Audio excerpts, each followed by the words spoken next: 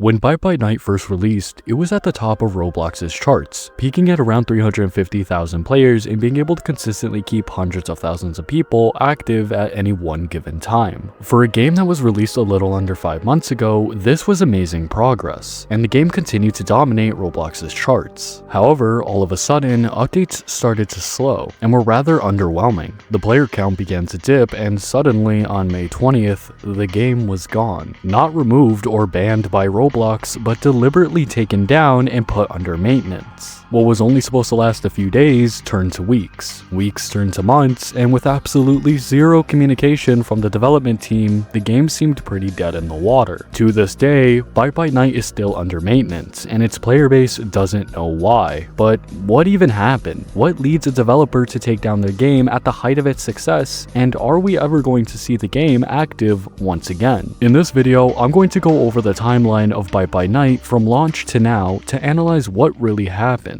Bite by Night was created on July 19th of 2025 by Ozel, a Roblox developer and YouTuber. I say that because he makes these shorts.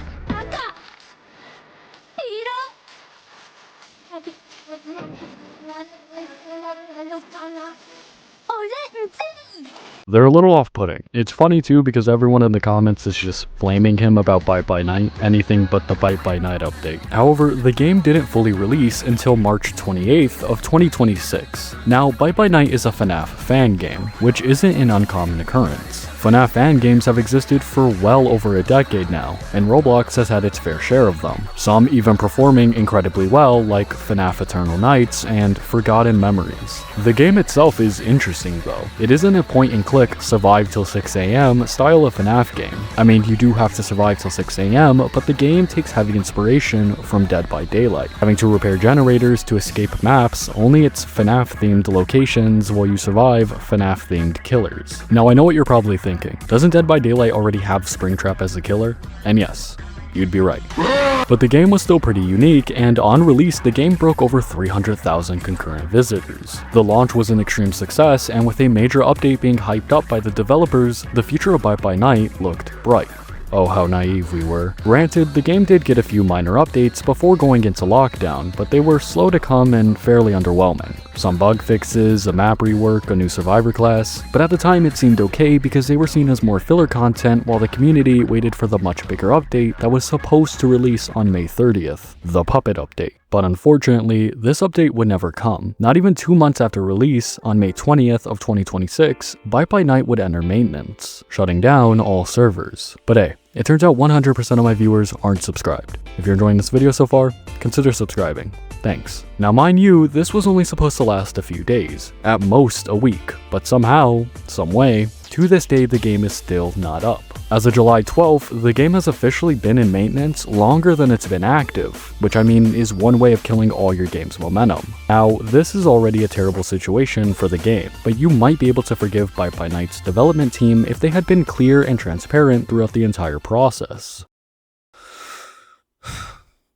Let me sit you down for this one, kid. There has been absolutely zero transparency throughout the past 3 months. In fact, to this day, there is still no official reason for why the game went into maintenance. It was assumed that there were issues with the Puppet update, and that's why the game was being shut down for a bit, even though there really isn't any logical reason to shut down a game for an update delay. But that seemed to be the most logical conclusion at the time. But in a Discord announcement made on May 28th, 8 days after the game entered maintenance, one of the server managers addressed the two issues separately, as if they were working on the update while also working to get the game out of maintenance. So what the hell happened? If the game didn't get taken down for the update, then why was it in the first place? This was a pretty valid question being asked by the entire community, but unfortunately, it would never get answered. Every announcement after simply reiterated the same thing, that there was no official date set for when the game would be back up, but that the development team was making good progress and that the game would be back up soon. However, at this point in time, the last announcement we received was a celebration of FNAF's birthday on July 8th, where once again at the bottom they wrote that they were working on maintenance.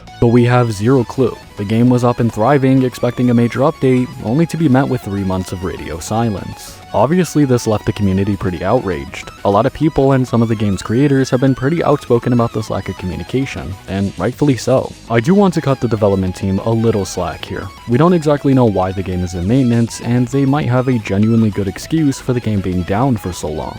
But it doesn't excuse the lack of communication and updates on what's going on behind the scenes. As of now though, that seems to be it. The community is still waiting to see what happens next. And as of now, the game still does seem to be coming back eventually. But what do you think?